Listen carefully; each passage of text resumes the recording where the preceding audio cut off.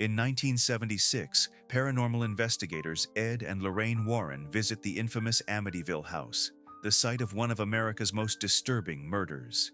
During a seance, Lorraine enters a vision. She sees herself in the killer's place, reliving the brutal shootings, and then comes face to face with a terrifying presence, a demon taking the shape of a nun.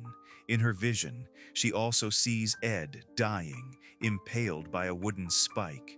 Shaken and terrified, Lorraine pulls herself back, haunted by what she's seen. A year later, far from America, life is quiet in Enfield, London. Peggy Hodgson struggles to raise her 4 children alone after her husband leaves them.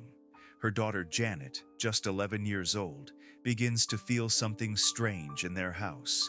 It starts small, whispers in the dark, voices that don't sound like hers.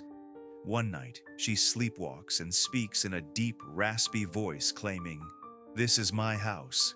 At first, her sister Margaret thinks she's joking until a voice answers from the shadows. As nights pass, the house grows restless. Furniture moves, doors slam, and the children's toys seem to come alive. When a chair slides across the room in front of 2 police officers, even they can't explain it. The story spreads quickly. The Enfield poltergeist, they call it, drawing reporters, skeptics, and paranormal investigators from across England. Among them are Maurice Grosse, who believes the family, and Anita Gregory, who thinks it's all a hoax. But Peggy and her children are desperate. They just want peace.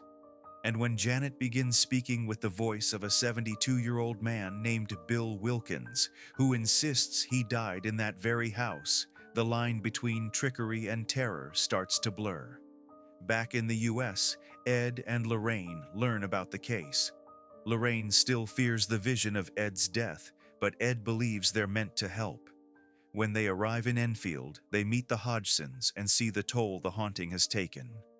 Lorraine feels a connection with Janet, a lonely girl trapped between faith and fear. As the investigation continues, the Warrens record strange events. Janet speaking in Bill's voice, objects moving, crosses turning upside down. But then, a video surfaces showing Janet faking the disturbances, forcing everyone to question the truth. Disheartened, the Warrens prepare to leave, until Ed realizes something hidden in their audio recordings. When he plays them together, Bill's voice forms a message. "Help me." "It won't let me go," Lorraine suddenly understands. Bill isn't the enemy. He's another victim, controlled by a greater evil. The same demonic presence she saw in Amityville, the Nun. The entity has been hiding its name from her, blocking her visions so she couldn't stop it. The Warrens race back to the Hodgson home as a storm rages outside. The family is trapped, and inside, Janet is possessed again, standing at the window, ready to jump. Ed breaks in, reaching for her as lightning strikes the tree outside, splitting it into a sharp spike, exactly like the one from Lorraine's vision. Lorraine remembers the name she once carved into her Bible, Valak. She shouts it aloud, confronting the demon directly. "I know who you are." Calling it by name gives her power. The demon shrieks and vanishes, banished back to hell. Janet collapses, free at last, and Lorraine pulls Ed to safety, saving him from the death she once foresaw. By morning, peace returns. The Warrens say goodbye to the Hodgsons, who finally have their home back. The haunting becomes one of the most famous cases in history. Years later, Peggy Hodgson would die in the same chair where Bill Wilkins once passed. Back home, Ed adds a new relic to their collection, a spinning toy of the Crooked Man, placed beside Annabelle and the Perrons' music box.